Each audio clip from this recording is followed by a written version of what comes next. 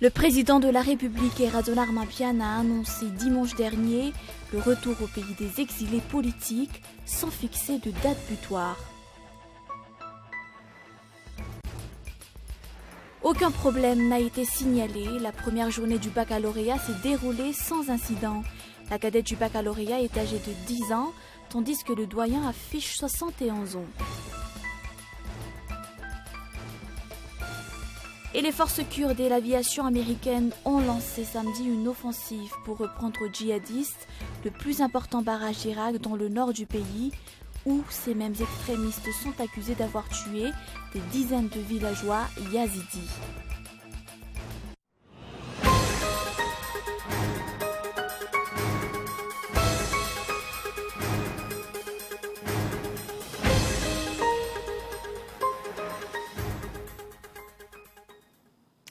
Bonsoir et bienvenue à tous dans cette nouvelle édition.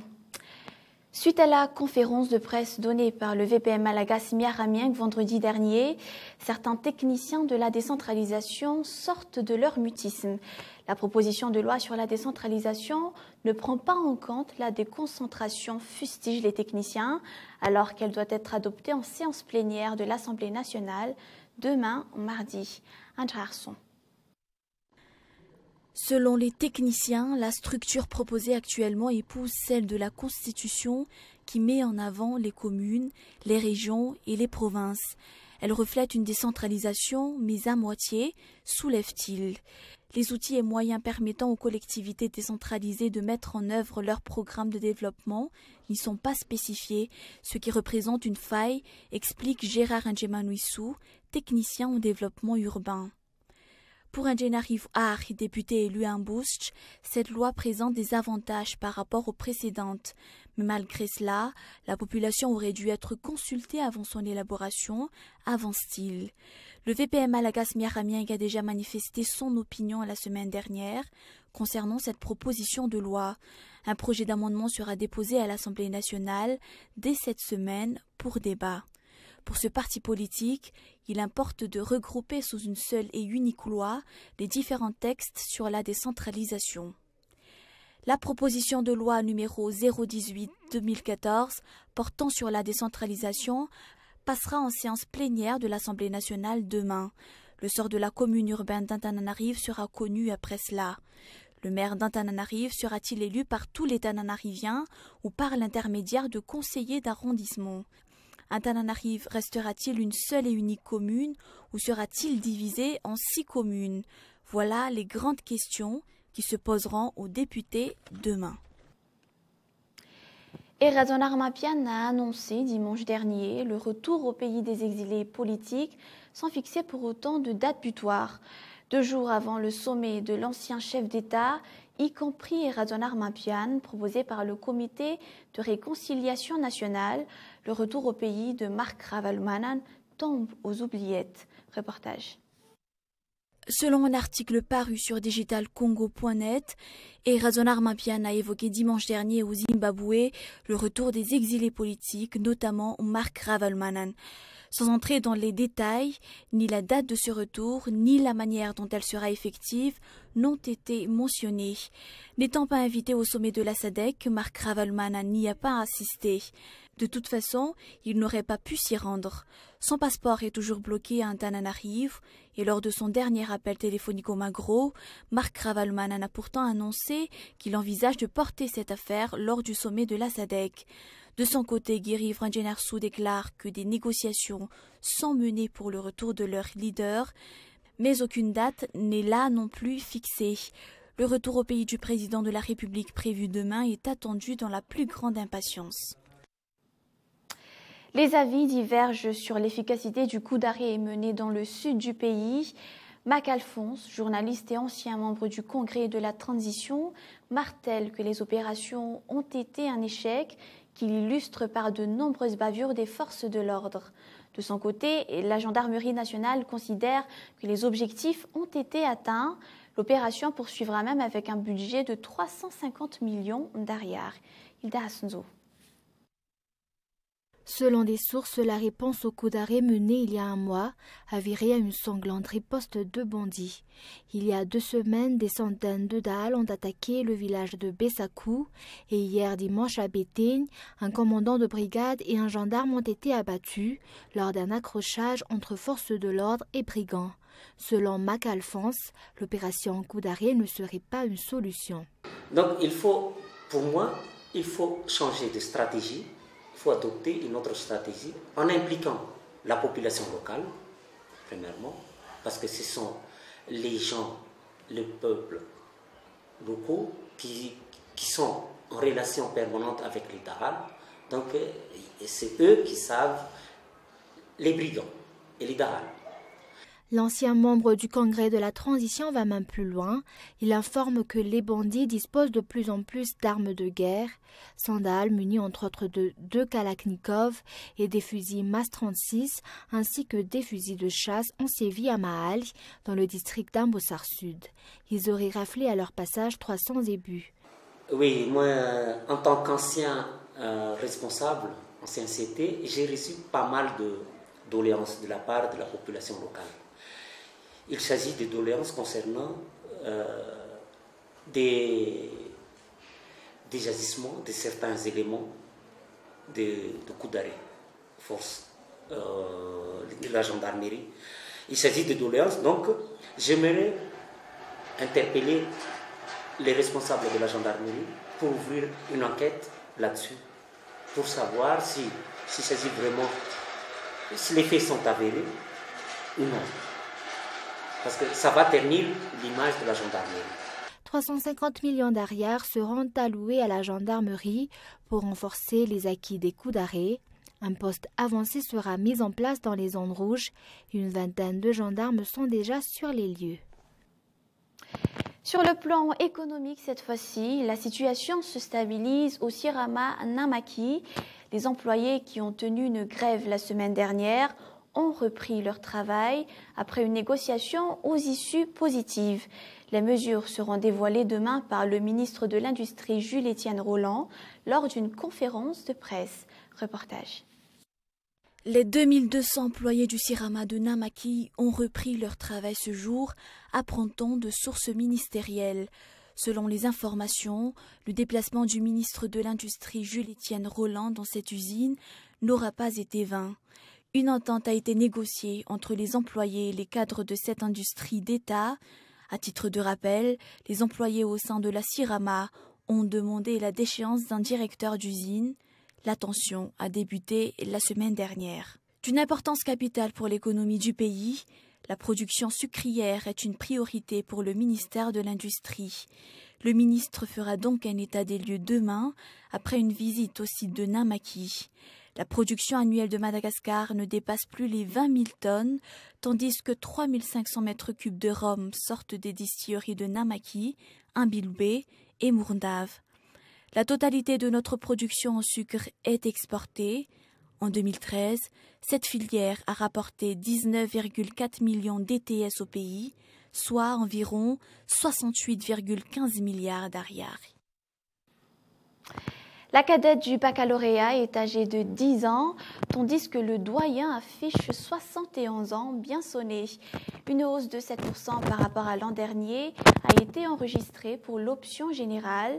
L'examen du baccalauréat a débuté sans incident ce jour. Les détails. Aucun problème majeur à signaler. En général, la première journée du baccalauréat s'est déroulée dans le calme. Au lycée Jules Ferry de Faravouitch, sur les 1198 candidats inscrits, 40 ne se sont pas présentés, explique le chef de centre. Selon les chiffres du ministère de l'Enseignement supérieur, 156 346 candidats se sont inscrits pour le bac 2014, un chiffre en hausse de 7% par rapport à l'an dernier qui est de 146 942. La moyenne d'âge a également diminué. Une fillette de 10 ans ainsi que sa sœur de 12 ans prétendent au premier diplôme universitaire cette année. Selon Riantsuni Narar Mahafal, elle a décroché son BEPC à l'âge de 7 ans et le CEPE à 5 ans.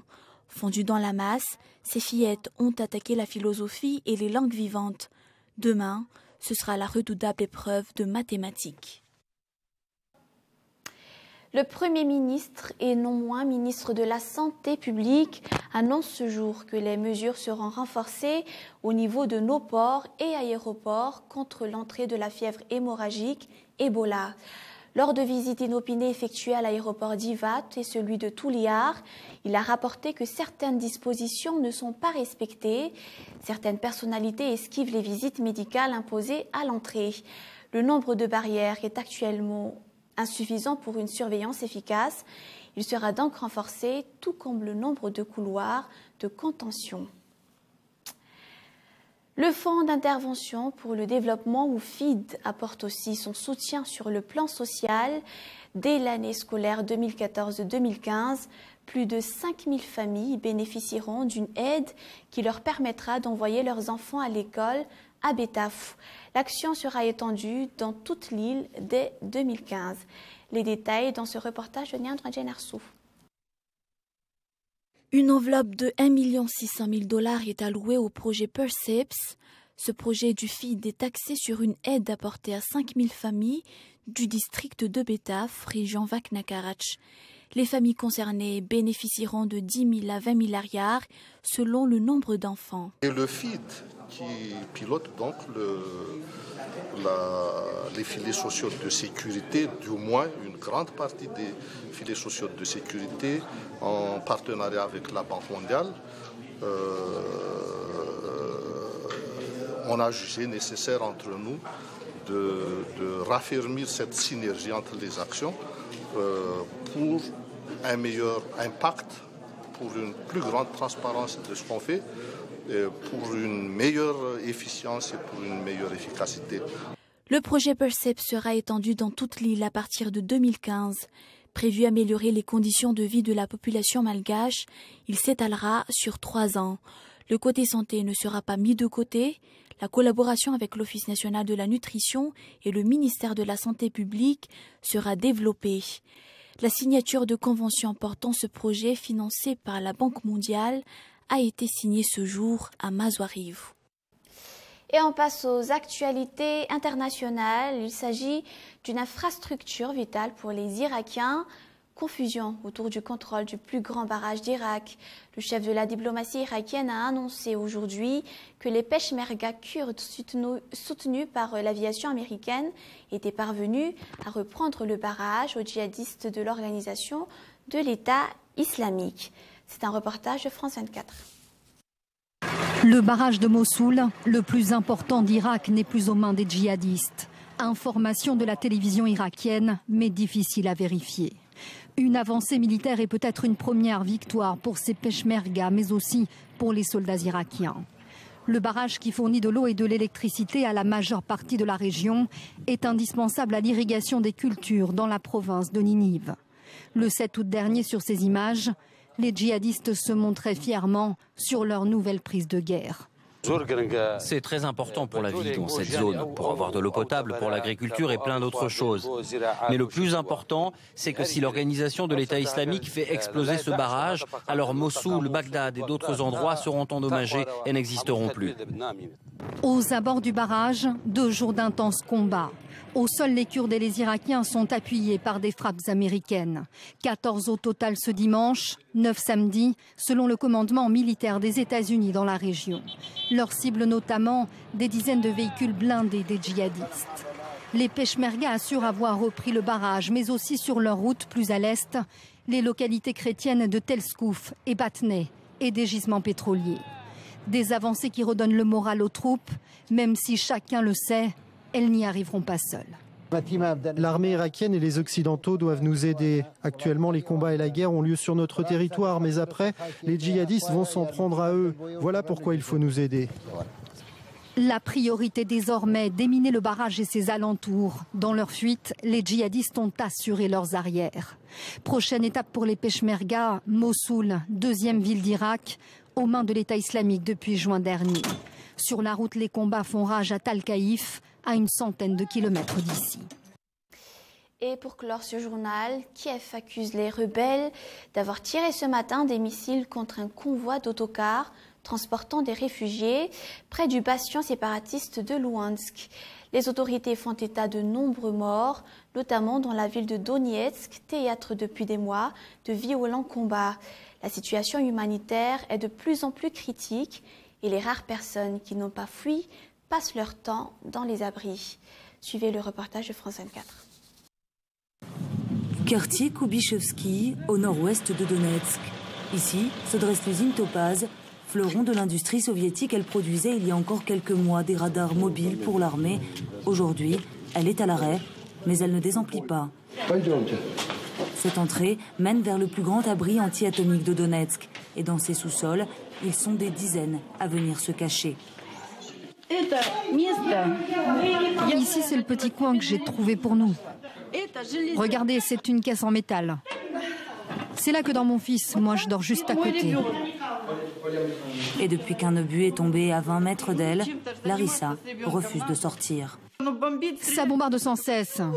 Et il y a toujours ce bruit. Et pendant quelques secondes, on se demande si ça va nous tomber dessus ou sur le voisin. Quand ça tombe à côté, je me dis, j'ai survécu.